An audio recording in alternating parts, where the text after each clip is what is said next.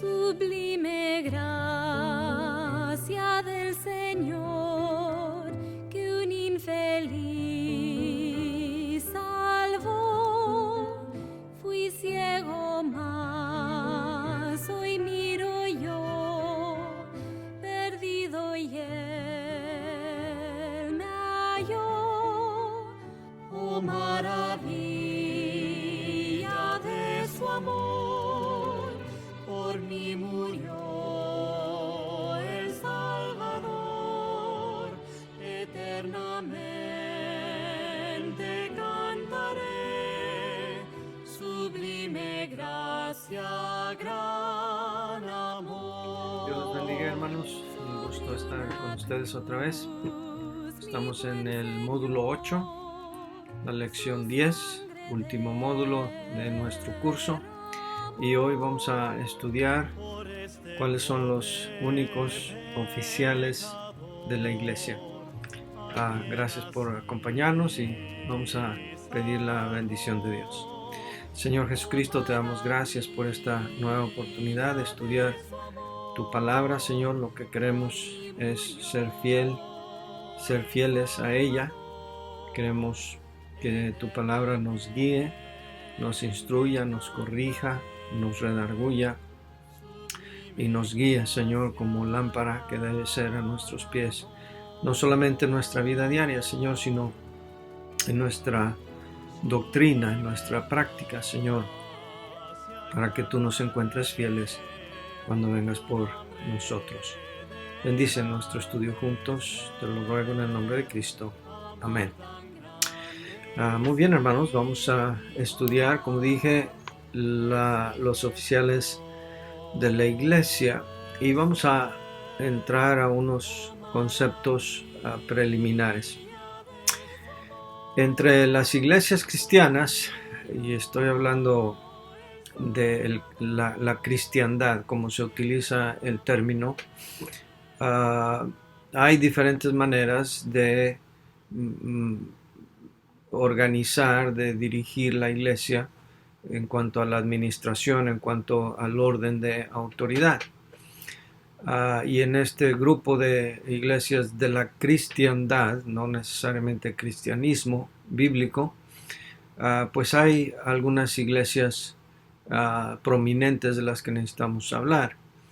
La iglesia católica, por ejemplo, ya que es una iglesia tan grande y de la cual pues proceden todas las iglesias protestantes, y de la cual pues fue la razón de la separación de los reformistas en el siglo XVI, y que marcaba precisamente el énfasis de los cristianos bautistas del siglo XVI, una diferencia y una reacción por la organización tan compleja, jerárquica y dominante, y no solamente dominante, sino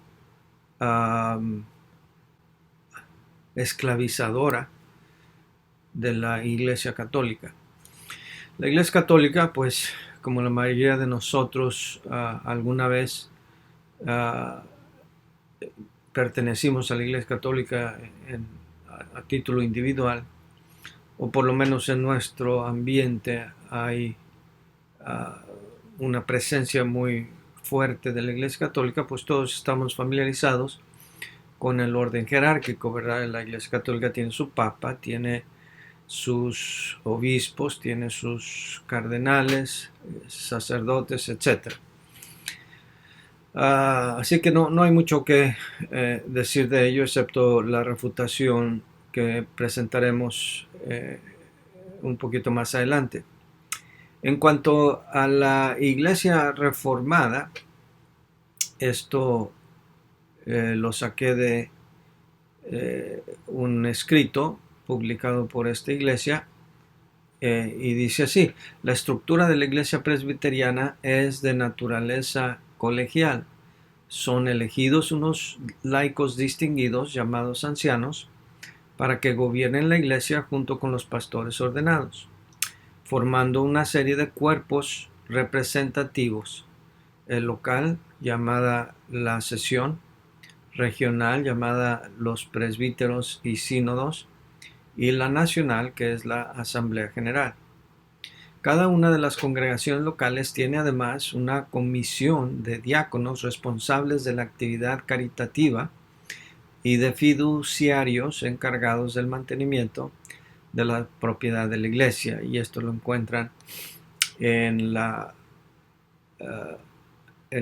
página de esta iglesia, cuyo vínculo está en su guía de estudios.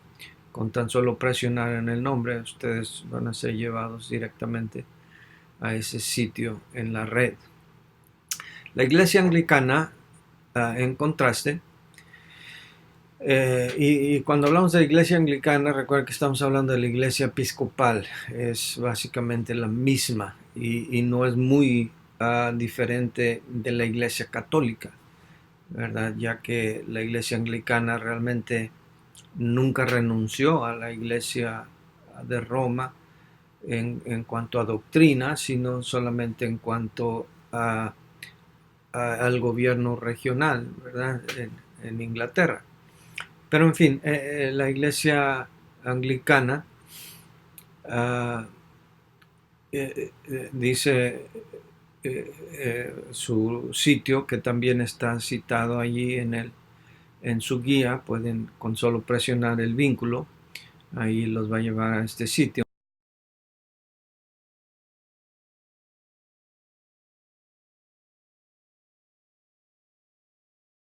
Pastor en jefe o obispo presidente, etcétera, lo cual es una organización similar, como ya dije, a la Iglesia Católica Romana. La Iglesia Luterana tiene una organización similar a la bautista, aunque reconocen, contrario a los bautistas, que el laicado gobierna junto con los pastores. Y esto es tomado también de un sitio oficial de la Iglesia Luterana.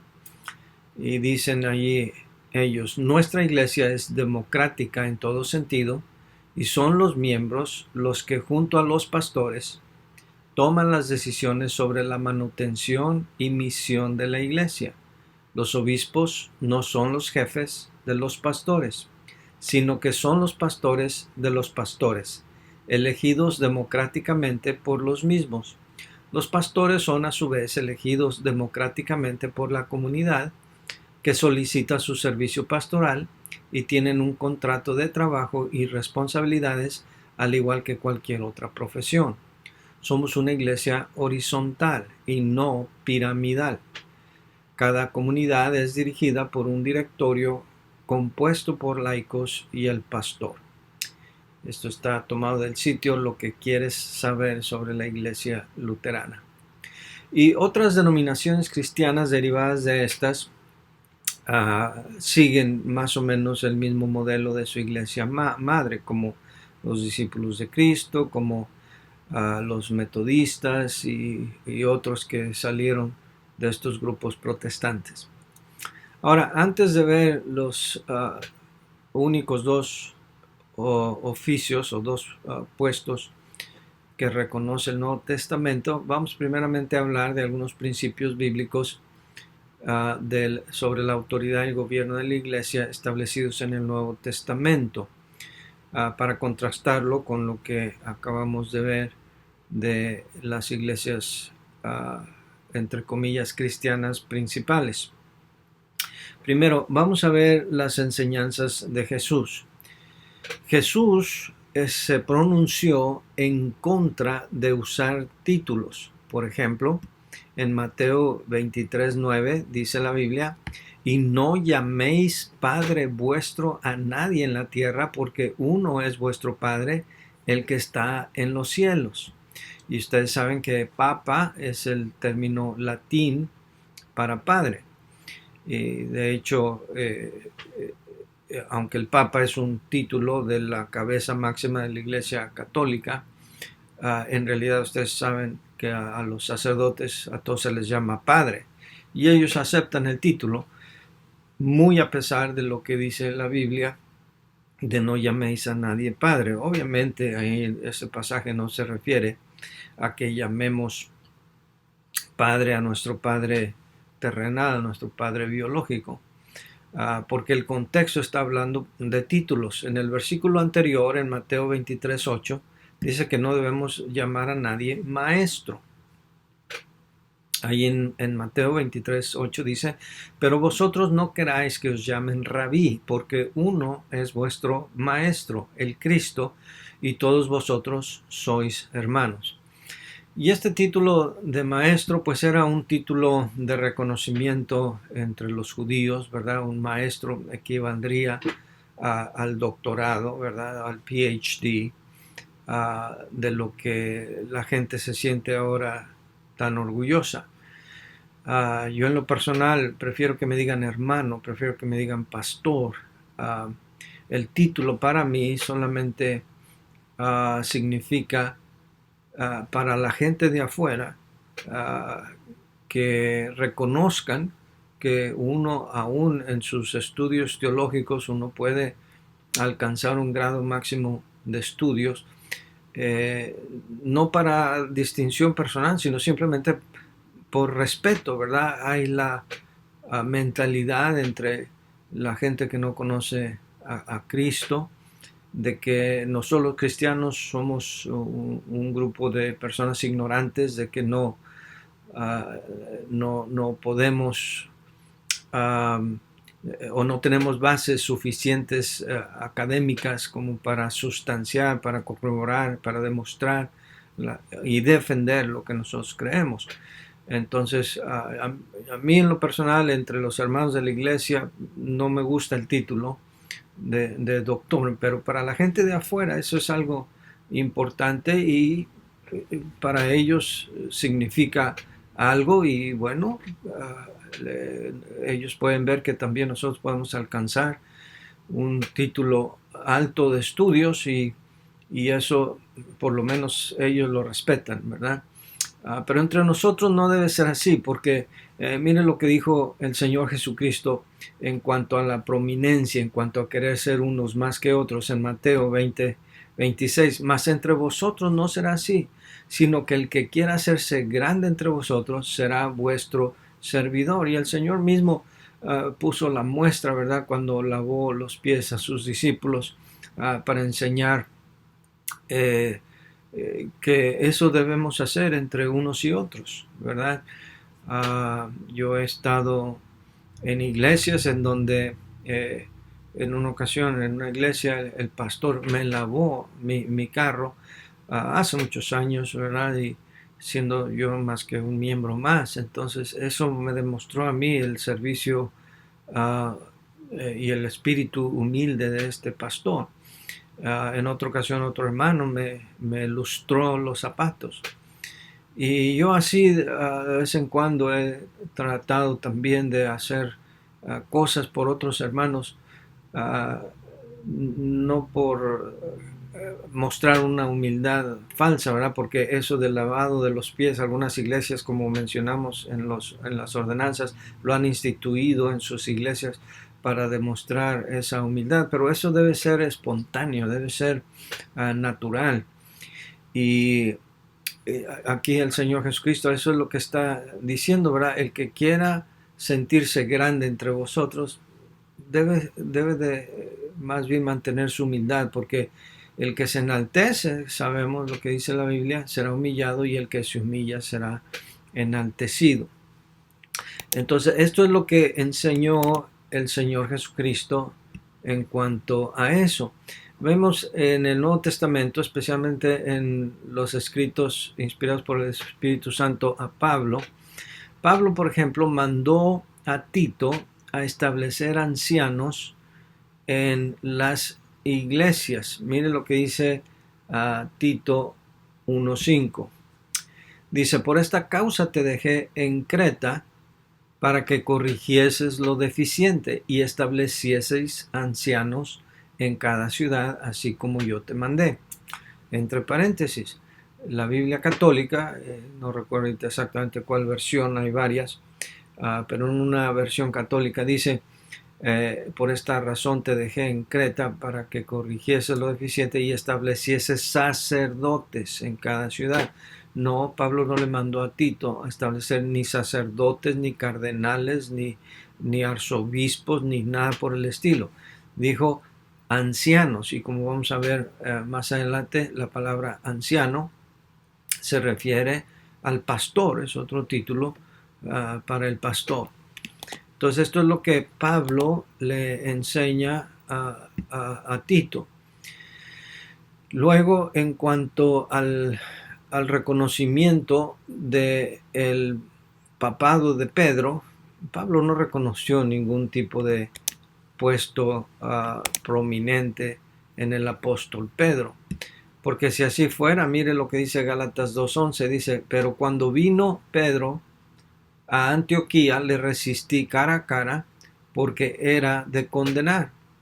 Ahora imagínese si Pedro, como dice la Iglesia Católica, fue el primer papa, ¿cómo es posible que Pablo, uno que no tenía el puesto máximo de acuerdo a la jerarquía romana, estuviera reprendiendo y públicamente al que era papa?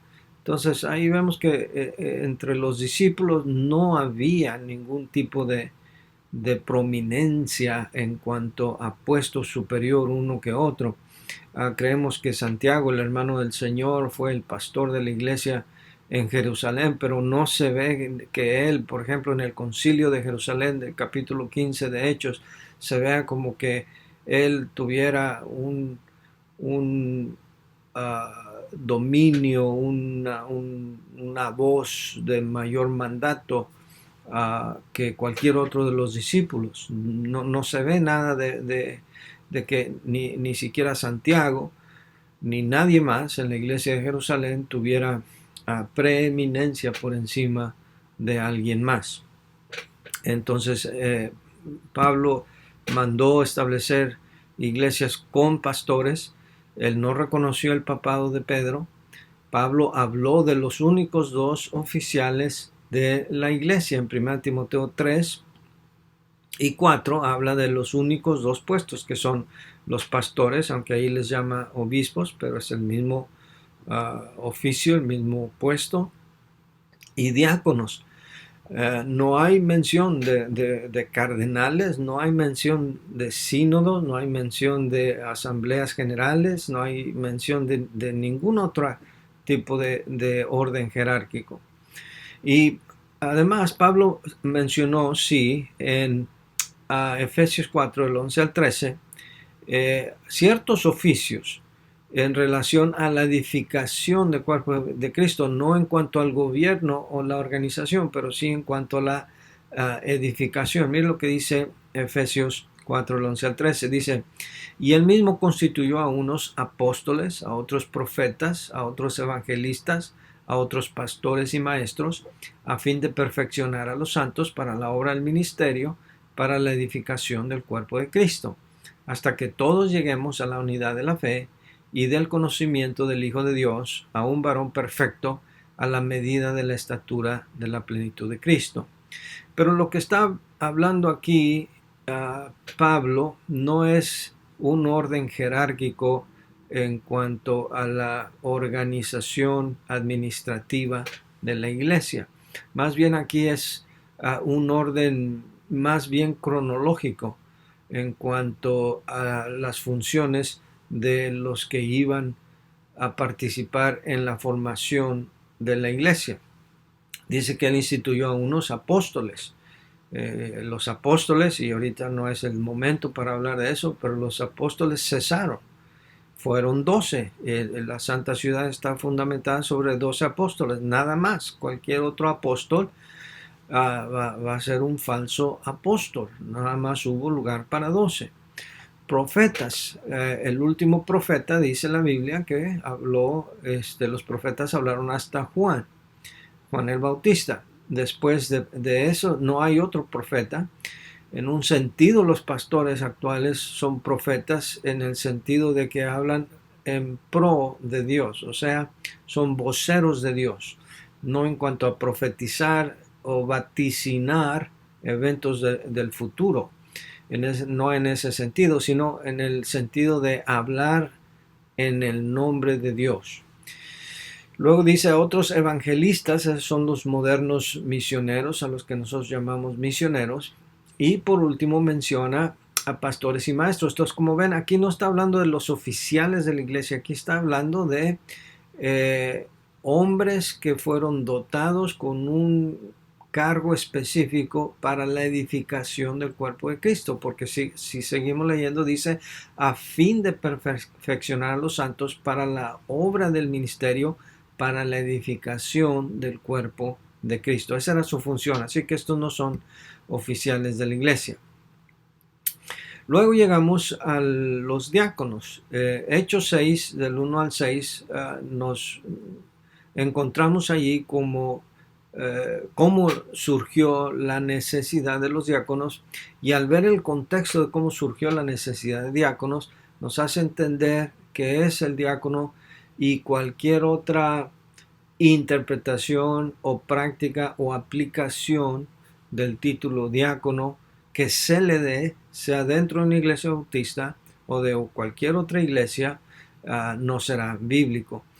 Vamos a ver ese pasaje entero. Dice ahí la palabra de Dios: en aquellos días, como creciera el número de los discípulos, hubo murmuración de los griegos contra los hebreos de que las viudas de aquellos eran desatendidas en la distribución diaria.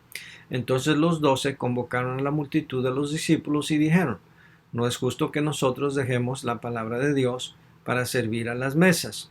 Buscad pues, hermanos, de entre vosotros a 7 varones de buen testimonio, llenos del Espíritu Santo y de sabiduría, a quienes encarguemos de este trabajo, y nosotros persistiremos en la oración y en el ministerio de la palabra.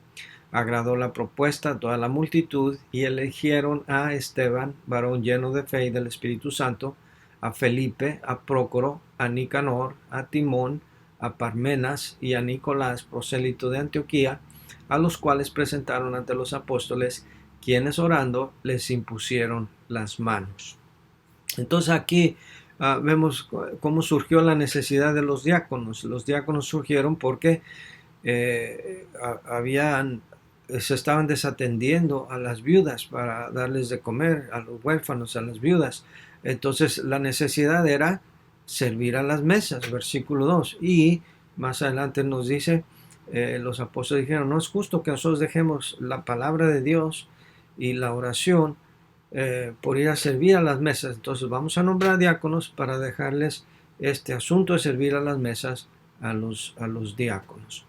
Y eso fue exactamente lo que pasó.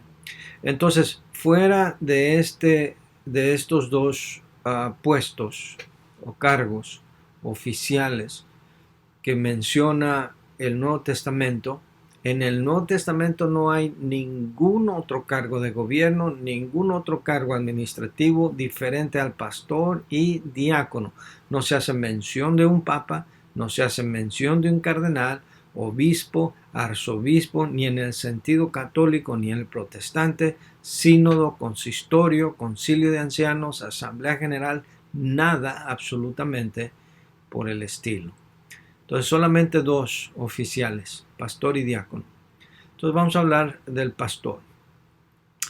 Para entender la función del pastor, vamos a ver los títulos que describen las responsabilidades en el Nuevo Testamento. Uno de los títulos, y el principal, es un privilegio llevar este título, es el de poimen. Poimen es la palabra griega para pastor. Y el poimen es el que alimenta el rebaño. Miren lo que dice Juan 10:11. Yo soy el buen pastor. El buen pastor su vida da por las ovejas. Yo soy el buen poimen. Jesús es el buen pastor. Y no hay otro como él. Él es el pastor del Salmo 23, ¿verdad? Compuesto por el rey David. Jehová es mi pastor, nada me faltará. Y ninguno de nosotros realmente que lleguemos a ejercer el oficio, el puesto de pastor, nos vamos a comparar jamás con él. Y no debemos tener esa pretensión. El Papa, uno de los títulos del Papa es que él es el vicario de Cristo. o sea, el sustituto de Cristo. Eso es una ostentación muy pretenciosa y muy vanidosa, ¿verdad? Ninguno de nosotros podemos llegar jamás a poder decir yo soy el que ocupa el puesto del pastor de Cristo aquí entre vosotros.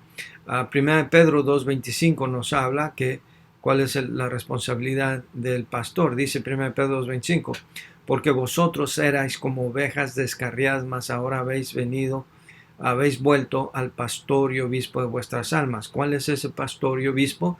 Es principalmente el Señor Jesucristo.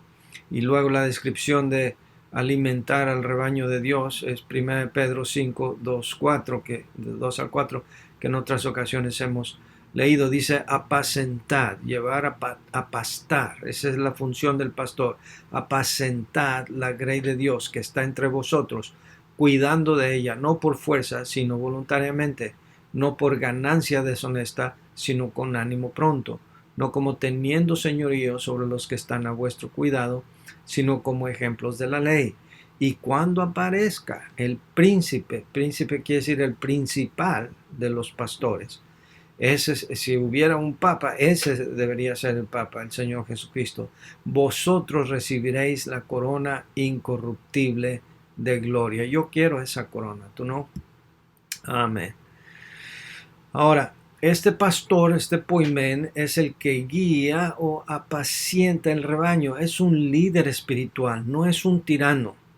Su autoridad no va más allá de lo que su posición le confiere sobre sus miembros. Miren lo que dice Hebreos 13, 17.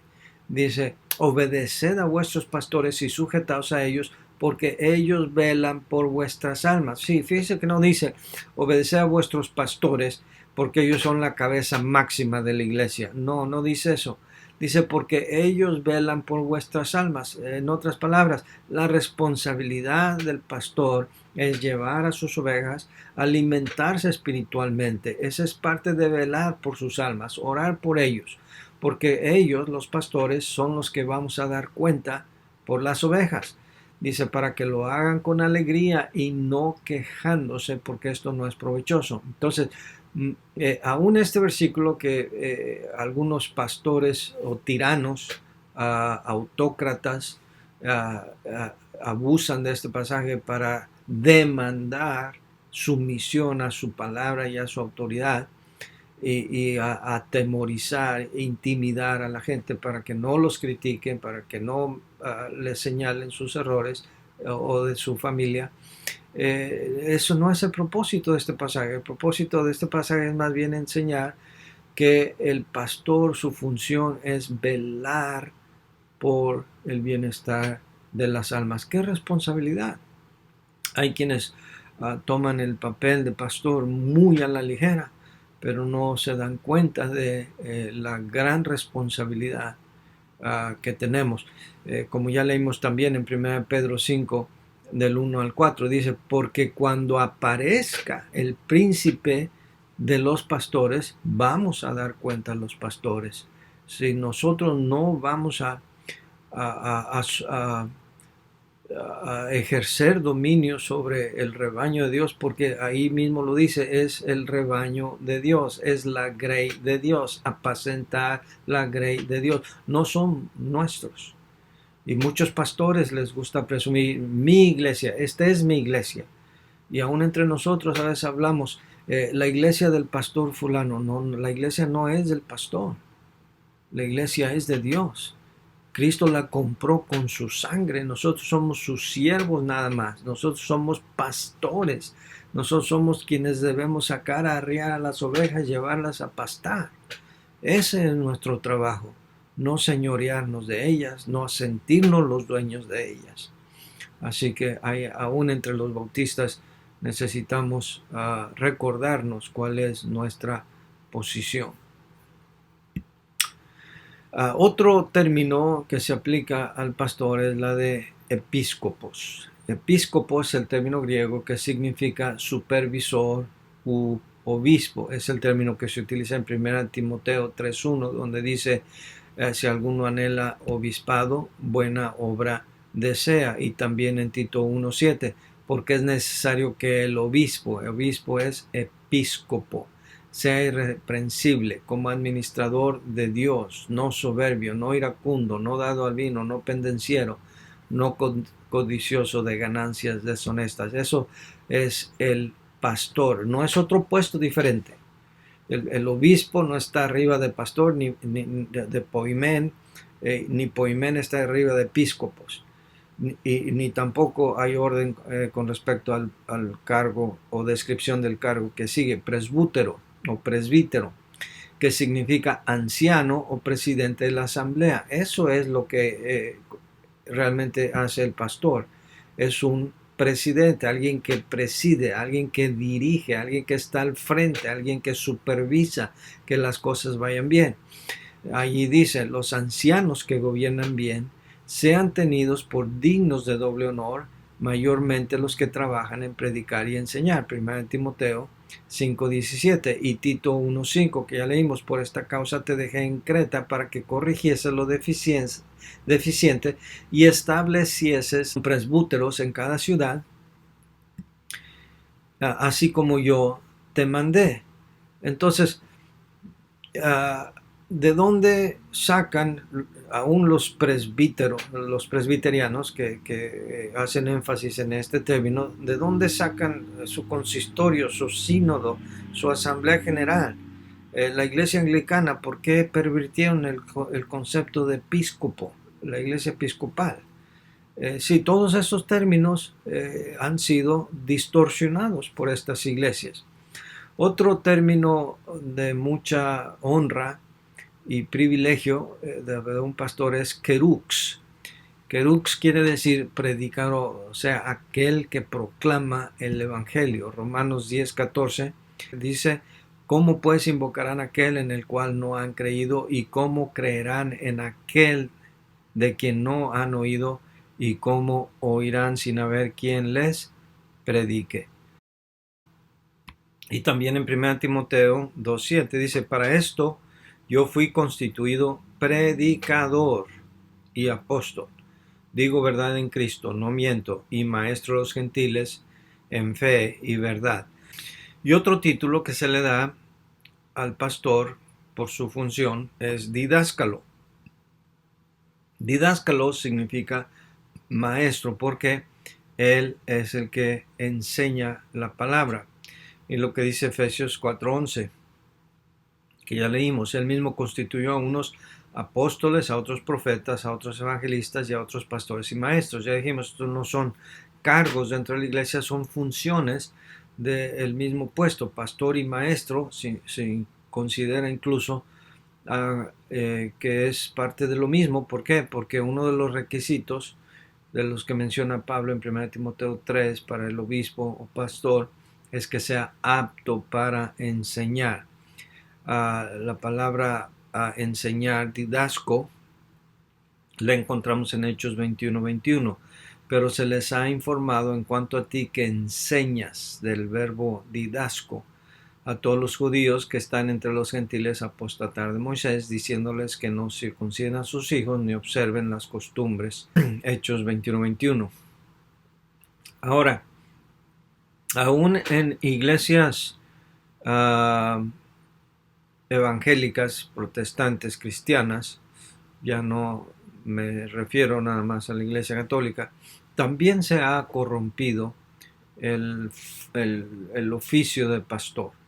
Si el pastor no debe ser un tirano, el pastor, como ya vimos, ¿verdad? Debe ser un siervo, alguien que vela por el bien de las almas.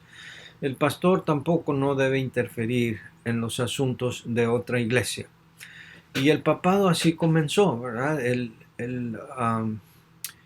pastor de la iglesia de Éfeso empezó a tener cierto reconocimiento, la iglesia empezó a crecer más y otros pastores jóvenes que necesitaban consejo empezaron a acudir a otros obispos de otras ciudades para pedir consejo, y así empezaron a darle cierta deferencia a otros pastores más viejos con más experiencia, y es perfectamente normal. Un pastor joven puede y debe buscar consejo de un pastor más anciano. Pero lo que no es bíblico es lo que empezó a ver en el catolicismo, de que un obispo empezó a dominar, a supervisar, a decidir sobre un grupito de iglesias en toda una región. Eso no es bíblico. Entonces, un pastor no debe interferir en los asuntos de otra iglesia, no importa qué tan grande, qué tan pequeña que sea. A lo más que debe de llegar un pastor es a dar un consejo si se lo piden. En una ocasión, una hermana me llamó por teléfono para preguntarme, para decirme, chismear, la verdad. Hermano, fíjese usted que la esposa del pastor fulano de tal traía una cadenita en el tobillo. ¿Usted cree que eso sea bíblico? Y mire con qué cizaña venía esta hermana, ¿verdad?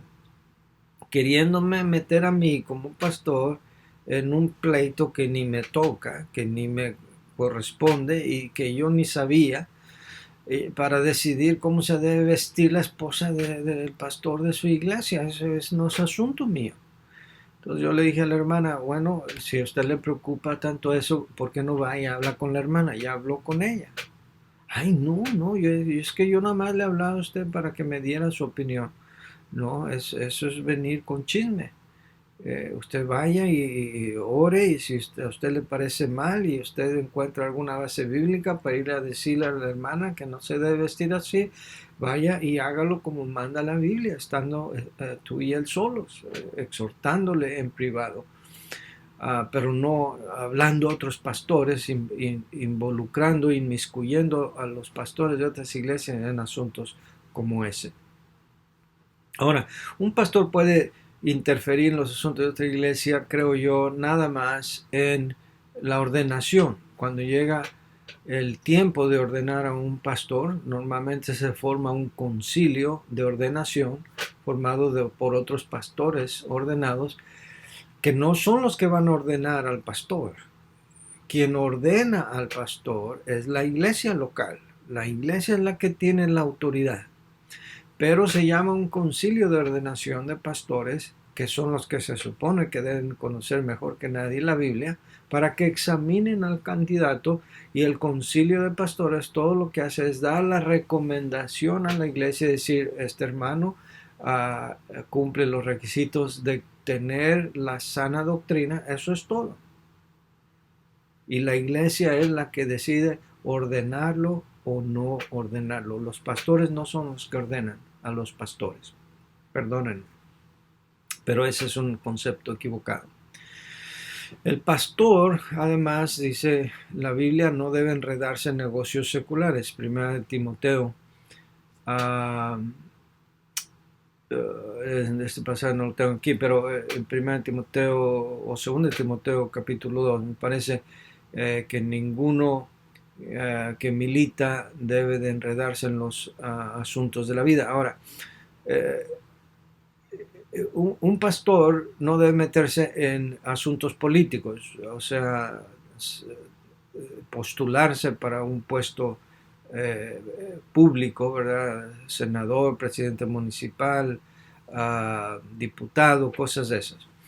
Su llamado es más alto que eso. Pero no se debe meter en negocios seculares tampoco, porque eso lo desvía de su propósito principal.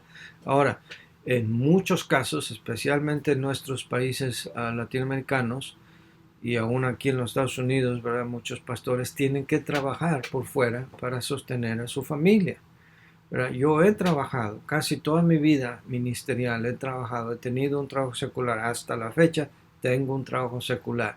Las razones, bueno, son obvias, ¿verdad? Desafortunadamente, a veces las iglesias o no saben apreciar o no tienen la posibilidad de sostener a su pastor de tiempo completo. Y no hay ninguna vergüenza en tener que trabajar. El apóstol Pablo trabajaba haciendo tiendas. A mí no me molesta trabajar.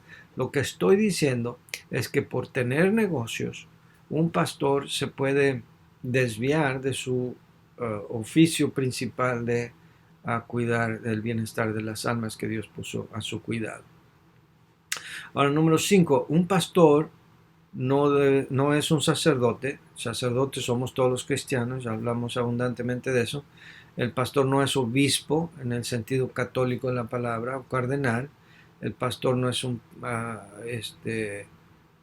cualquier otro título jerárquico que utilice la Iglesia Católica Romana o cualquiera de las otras iglesias. La función del pastor es ser guía y rebaño del pastor, ser líder espiritual. El pastor humano es el pastor visible, a quien la gente puede ver, del pastor invisible que la gente no puede ver. Y su responsabilidad es muy grande y muy seria, y se debe tomar como tal a cualquiera que quiera entrar o que sienta que Dios le está llamando a esta función dentro de la iglesia. No se debe de tomar a la ligera. Los requisitos ahí están en 1 Timoteo 3 del 1 al 7 y en Tito 1 del 5 al 9. Los pasajes son bastante largos, pero déjeme leer el de 1 Timoteo 3. Palabra fiel: si alguno anhela obispado, buena obra desea, pero es necesario que el obispo sea irreprensible, marido de una sola mujer, sobrio, prudente, decoroso, hospedador, apto para enseñar, no dado al vino, no pendenciero, no codicioso de ganancias deshonestas, sino amable, apacible, no avaro, que gobierne bien su casa, que tenga a sus hijos en sujeción con toda honestidad, pues el que no sabe gobernar su propia casa, ¿cómo cuidará de la iglesia de Dios? No un neófito, no sea que envaneciéndose caiga en la condenación del diablo. También es necesario que tenga buen testimonio de los de afuera, para que no caiga en descrédito y en lazo del diablo. Y también los mismos requisitos están ahí en Tito 1, 5 al 9, y podríamos pasar mucho tiempo discutiendo cada uno de estos requisitos, ¿verdad? Uno de los más notables es la frase marido de una sola mujer. Se está dando cada vez más el caso de pastores que han pasado por divorcios, segundas nupcias, y no le ve nada malo de estar en el ministerio, aún en círculos bautistas fundamentales. Yo personalmente creo que cuando allí dice marido de una sola mujer se refiere a que solamente ha estado casado con la misma mujer y la mujer ha sido igualmente también una mujer que ha estado casada con un solo hombre, o sea, ese mismo hombre. No divorciada. Los requisitos para un sacerdote son similares en el Antiguo Testamento con las del pastor en el Nuevo Testamento, y los requisitos de un sacerdote en el Antiguo Testamento era no casarse con una repudiada de su marido. Pero ahora vemos que todo eso se ve con mucha ligereza, y no voy a entrar en discusión acerca de eso. Si alguien opina diferente, respeto su opinión. Mi opinión, eso es, y así lo voy a enseñar. Prefiero tomar la posición más estricta a que darle un consejo equivocado y decirle a alguien que tiene 2, 3 divorcios y quiere entrar al ministerio, y luego lleguemos a la presencia del Señor y resulta que no, que en realidad el Señor no quería esa situación, y que yo enseñé mal a otro, ¿verdad? En fin. Bien, entonces esos son los requisitos del pastor. En cuanto al diácono, vamos a hablar primeramente del término diácono. El término diácono, la palabra diácono, viene de la palabra griega diákonos, que significa siervo sirviente. Ahí está todo. Entonces, ¿de dónde saca que los diáconos deben de gobernar la iglesia? Y aún en algunas iglesias bautistas los diáconos se sienten que tienen más autoridad que el pastor, de quitar al pastor y traer otro pastor, y tantos casos tristes se han visto así. O de dónde sacan, por ejemplo, los presbiterianos que el laicado puede gobernar junto con los pastores ordenados. Entonces, ¿para qué son los pastores ordenados si necesitan de los laicos para gobernar? Eso no es bíblico, ¿verdad? Y la función, como ya puntualizamos, se puede ver de la necesidad, de cómo surgió la necesidad en Hechos 6.1, ¿verdad? El asunto era alimentar, y su trabajo y su función era ayudar al pastor en el ministerio, ¿verdad? A los discípulos. Dijeron, no es justo que nosotros dejemos la palabra de Dios para ir a servir a las mesas. Entonces, el trabajo de un diácono es tratar de evitarle cualquier distracción, cualquier cosa que no tenga que hacer el pastor, que alguien más la pueda hacer, que la haga, para que el pastor se dedique, como dice Hechos 6, a la oración y a la administración de la palabra de Dios. Entonces, el puesto de diácono no es de autoridad, y los requisitos del diácono son muy similares a los requisitos del pastor. Mire ahí en primera de Timoteo 3 del 8 al 13, los diáconos asimismo deben ser honestos, sin doblez, no dados a mucho vino, no codiciosos de ganancias deshonestas, que guarden el ministerio de la fe con limpia conciencia, y estos también sean sometidos a prueba primero, y entonces ejerzan el diaconado, si son irreprensibles. Las mujeres asimismo sean honestas, no calumniadoras, sino sobrias, fieles en todo. Los diáconos sean maridos de una sola mujer, y que gobiernen bien sus hijos y sus casas, porque los que ejerzan bien el diaconado ganan para sí un grado honroso y mucha confianza en la fe que es en Cristo Jesús. Entonces, los requisitos del diácono son igual que los del pastor, pero alguien podría decir, bueno, si los requisitos del diácono son igual que los del pastor, entonces ¿por qué no tienen la misma autoridad? Porque no. Los diáconos fueron escogidos para servir y ser de apoyo al pastor, no al revés. Así que en cuanto a su testimonio, en cuanto a su vida pública delante de los hermanos y de la gente de afuera, debe tener el mismo testimonio. La preparación, por supuesto, es muy diferente. Y ahí en Hechos se menciona que debe ser un hombre fiel, lleno del Espíritu Santo, lleno de sabiduría. Entonces esos son requisitos que ya se entienden, que se dan por sentados por parte de los diáconos. Muy bien, hermanos, estos son los 8 módulos que deberíamos cubrir en nuestro curso. Esta es la lección número 10. Hemos terminado con nuestros estudios de distintivos bautistas. Ha sido una bendición estar con ustedes, y con la ayuda de Dios seguiremos nuestra relación en otras clases aquí en el seminario. Dios les bendiga, hermanos.